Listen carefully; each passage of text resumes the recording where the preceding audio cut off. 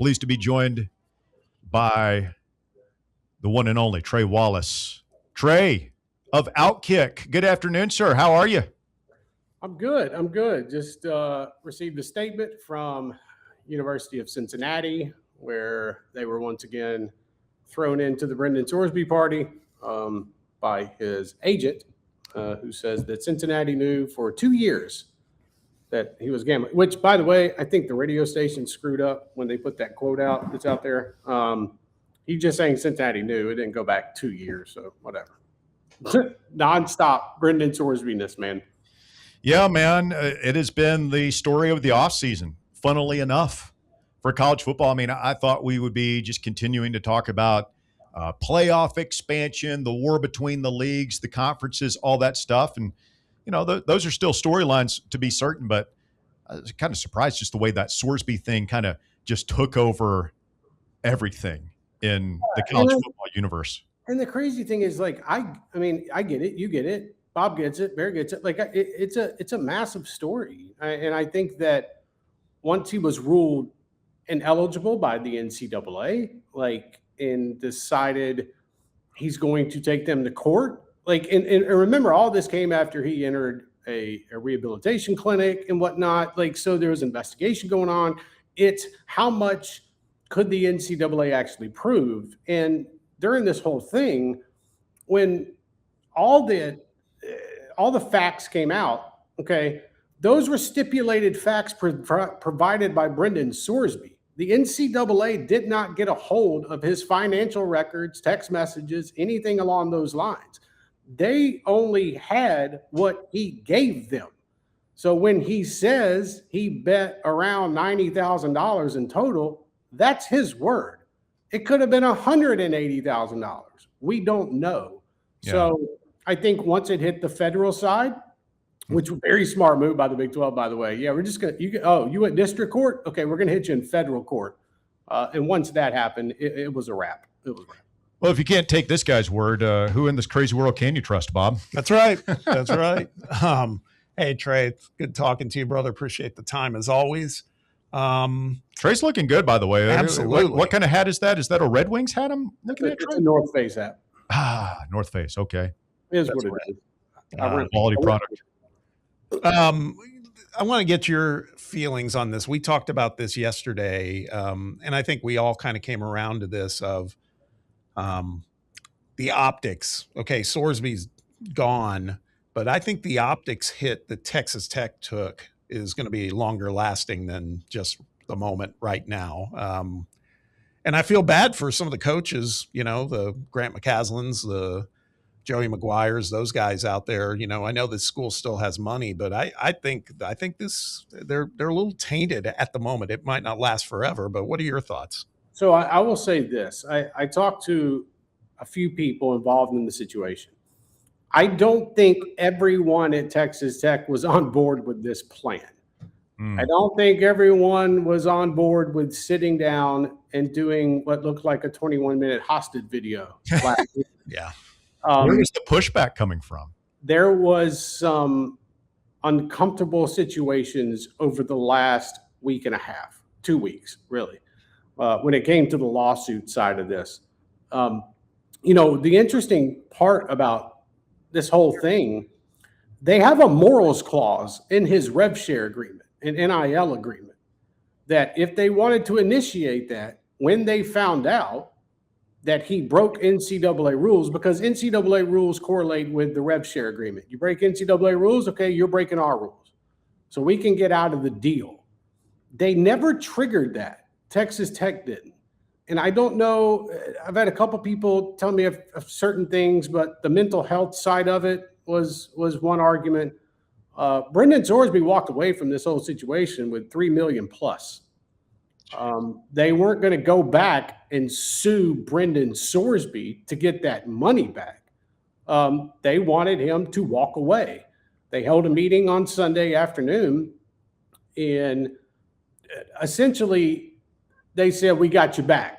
Well, then they found out late that evening that the Big 12 was filing a federal complaint, and they were like, essentially, the guy's like, hey guys, Brendan, you got to go. Like, this is enough. Like, we're done. Like we don't know if you're going to be eligible for the upcoming season. This could all be over in 2 weeks, 3 weeks. It could be over the third week of the football season when you're supposed to come back. But I will say this. Cody Campbell did an interview last week where he compared the fallout to Brendan Sorsby to the Jerry Sandusky ordeal. And it's that point you knew this whole thing had lost the plot. Like it was in Texas Tech, Joey McGuire, I mean, he's fine in this. I know he had a bad statement last week. He compared it to, I think he said not as like he killed somebody or something like that. But I think he'll be fine because Joey McGuire is so respected.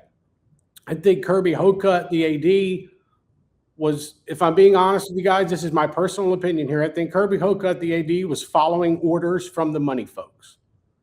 And I think when it comes down to it, it was a bad situation. And now Texas Tech has got to spend the next 2 months before the football season repairing a lot of relationships.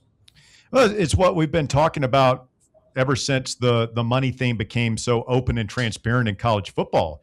And it's like when you let one or two powerful boosters or families basically buy off your athletics department and program, then you're at their mercy. And Kirby Hocutt's not really running that school's athletics department. I mean, any fool can see that. And it's the same conversation we had around private equity investment. Mm-hmm. It's like once you allow another company, a private enterprise, to come in and invest heavily in your athletics department, guess what? They're going to want to have a say-so in how you run things. And I mean, that, I don't know if Joey McGuire's diminished in all this, Trey, but that Kirby Hocutt guy, I mean, he looks very weak in all of this. The one thing that stood out to me, what's today? Today's Wednesday. So this announcement came out yesterday. No, Monday. Man, my days are all screwed up, guys. I'm sorry. Texas Tech said, well, Cody Campbell's already released a statement, but here's ours. And it's like, wait a minute, who's speaking for the athletic department? Why are you guys essentially saying, hey, Cody Campbell now speaks for us?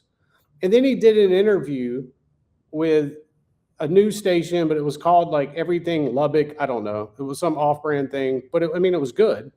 And he comes out and blames the national media for blowing this up and making this a bigger story than what it was. It's like, my man, the player you are paying gambled on his own football team, gambled on the college basketball team where he was at, gambled on Cincinnati basketball where he was at, and then placed $6,000 worth more bets on college football. And that's not even talking about Romanian soccer, hot dog eating contests and whatnot. Like, stop.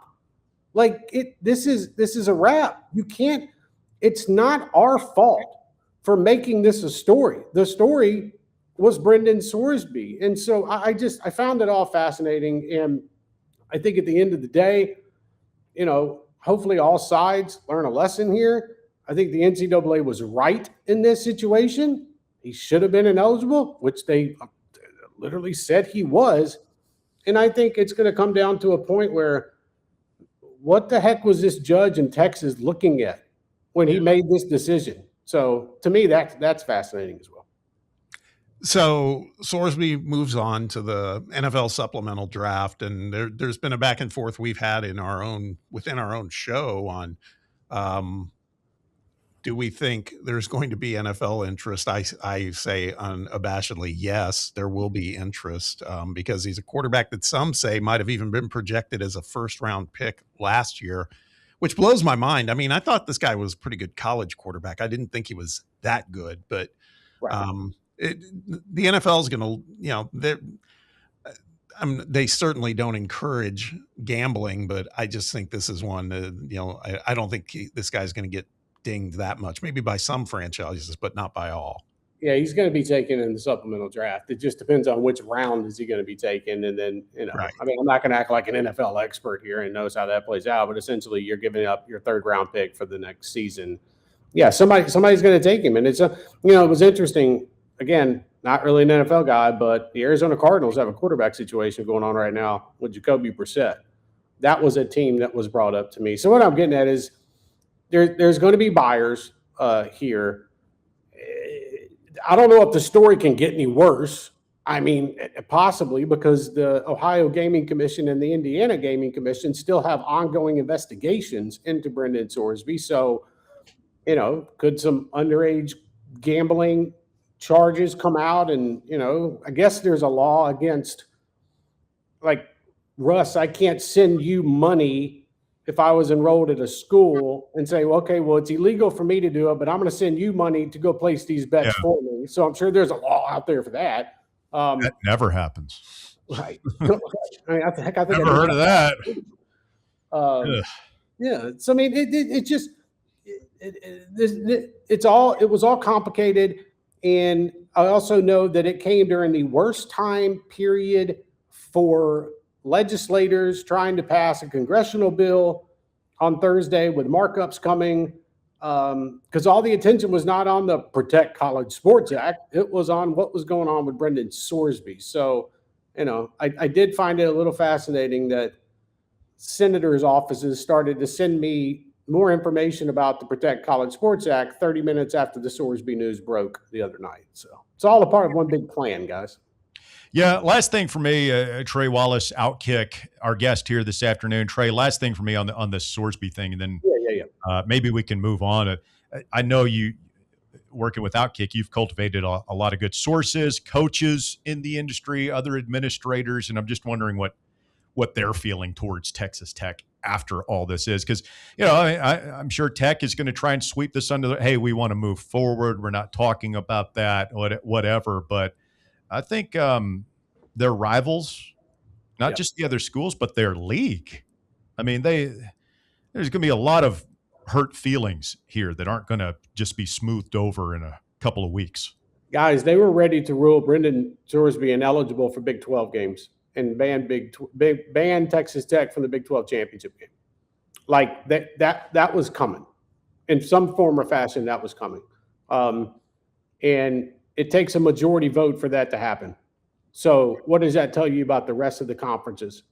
Besides even TCU making jokes with them on social media, they were agitated. I spoke with a number of ADs, spoke with a number of head coaches, and to me, they were all stunned. I think they were probably just as stunned as Texas Tech was that he got an injunction.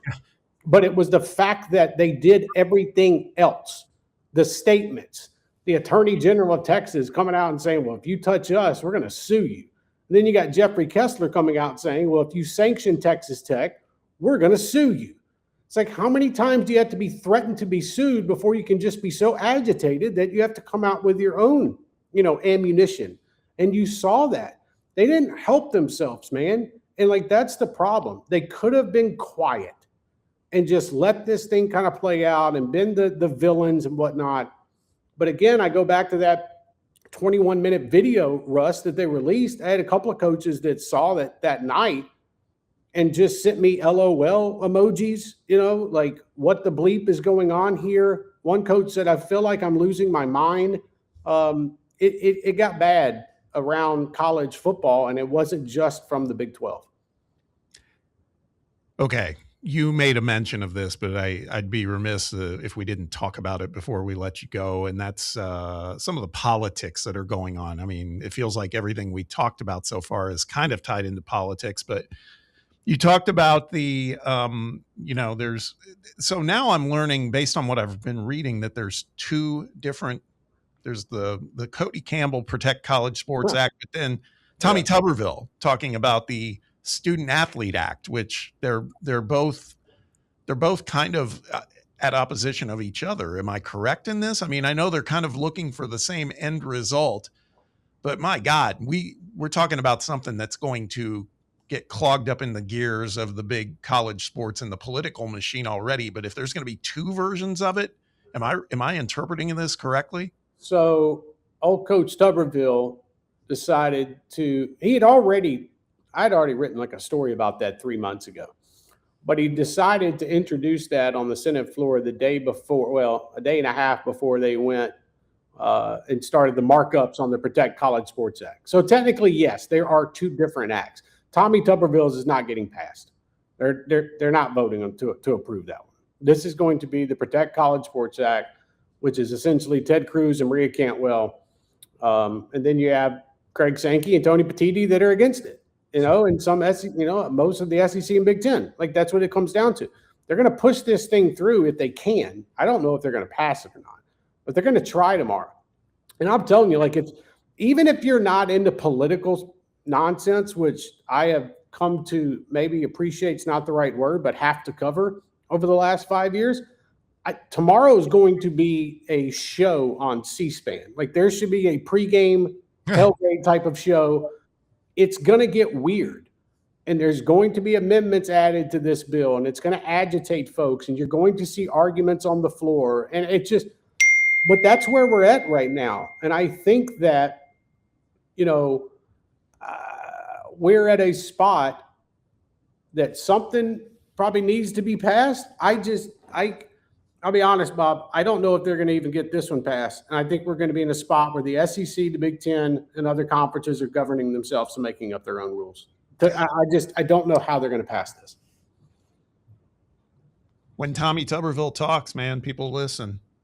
I mean, he knows what he's talking about with college athletics. Like, I give him that. He knows, he for darn sure knows how to get out of a buyout, and walk out of a meeting. And yeah, I mean, it's Tuberville. Like, he knows college athletics. Like, but I do think at the same time, a little bit of a far reach. But good try, I guess. I mean, I don't know. We're gonna find out over the next 2 days, and if it doesn't get passed and there's not enough markups for it or whatnot, then we'll be back in the same spot we were in next week. Trey Wallace of Outkick with us. Trey, what are you hearing Vols-wise? Anything football, baseball, otherwise? Yeah. When's the last time Cam Coleman was at practice or a workout? Did he ever go to a practice? I mean, that's not a thing, right? I mean, they're just dotting I's, crossing T's. He's not going to be on the team this year. I will say there are a lot of factors and legal jargon that you have to figure out, before you either move in one direction or stay in one direction. But I mean, it's not like he's been around. So, and the other thing too, that was kind of pointed out to me, this is not a big deal in the locker room. These players don't know Cam Coleman. They don't know him. I mean, he was around for a month or two, and then he was gone. So it's not a big rift in the locker room, anything along those lines. There's not players, an upheaval about this. And that's what happens. I mean, they don't know who he is, man. He hasn't been around. So this is just a decision that, luckily for Tennessee, let's just be hypothetical here. Let's go hypothetical for a minute so folks on social media don't go crazy. Hypothetically, what if you had the same situation you were with Brendan Sorsby, and you'd already paid him a bunch of money on his contract? And then you had to figure out a way to go back and get that money if you wanted to. Well, in Tennessee's case, they hadn't really paid him a lot of money at all. So you don't have much to worry about besides the legal ramifications potentially of what could be brought up if a lawsuit was filed. I guess I'll leave it at that. I don't think it gets that far, but I'm just saying, like, that's where we're at now, guys. You just file a lawsuit. What's mental health? You can claim disorders. You can claim gambling addictions. Crazy. What's the number you're hearing as far as what Coleman has maybe in pocket, so to speak? I've heard like $250,000. Does that sound about right? Yeah, you got a nice chunk of change. If we gave that kid $250,000, you have to remember too, okay? There's a big difference in how much money you paid to get him on campus compared to when the payment plans start when you're on campus. Yeah. Big difference there. But if we gave him $250,000, but Kevin Steele would look at that and be like, what amateurs, I man. guess so. But for the rest of us who are trying to fill up our gas tanks at $4 a gallon. Yeah. I mean, that's obscene. I'm not saying that's the number. Literally did nothing, Trey. Didn't even go to, I don't even talk about practice. He didn't go to the workouts. Like, he just wasn't there. Right. Yeah. Again, I'm not confirming or denying any type of numbers. I'm just saying you have to get these players on campus somehow, and usually it's a decent bonus that gets them there. then you set up your payment plan. We got listeners on the live chat saying, and Russell just said it too, 250,000 is a lot of money, obviously, but I'm That's just a lot of yes. comparing it against the Sorsby thing where, if he's walking away with 3 million. That's another defensive back. It's another running back. Yeah, of course. It's another rush end, which is going to be a problem on this roster, Trey. Like they don't really have anybody a rush. They're going to end up playing probably bigger guys who are more suited to strong side end or defensive tackle at that Leo position this year. And, you can get by doing that, but you're not going to – the good teams, when you watch the college football playoffs, the good teams always have a guy or two that could just flat out get after the pass rusher. You can't block them. Quarterback's got the time clock going off in his head. I don't think Tennessee has one of those guys this year. Yeah, but here's your positive for your Tennessee brain. You weren't dealing with this problem 3 weeks before the season started, and you all of a sudden lost the star defensive player. Like this has been ongoing now for 4.5 months. So this is nothing new. You go out and you find your players, and that's what Ronnie Garner and others get paid a lot of money to do. Like, I'm sorry, if you're hitching your whole defensive side of the ball on one player, then that's on you. Like that's on the coaching staff, and they knew what they were getting into with Coleman before he stepped foot on campus. Like this wasn't a shocker that maybe there were some things that had transpired over the last year or two that, I don't know. It's not like Cincinnati where you had a guy with, 10,000 bets already in place, that was enrolled at your school and playing quarterback. But they didn't. Trey Wallace. Yeah, go ahead. But no, don't worry. Cincinnati didn't know anything, though. No, of course, they didn't know anything. All right, Trey, good stuff, my man. Always a pleasure. Why are you in Birmingham? I'm just doing a story. Is it like top secret, or you have to kill us now? We know too much? I'm just working on a story. Now, Birmingham's not my last stop. I got to probably end up about 45 miles to the west of me. Hanging out with Greg Sankey? Cookout tonight? No, Greg Sankey's on his way back from Denver because the CFP committee did not vote on anything today, and they did not have the finances for what the playoff would look like if they went to 24. So they just went to the Ritz-Carlton in Denver, Colorado to hang out and chat for 2 days. Watch the World Cup?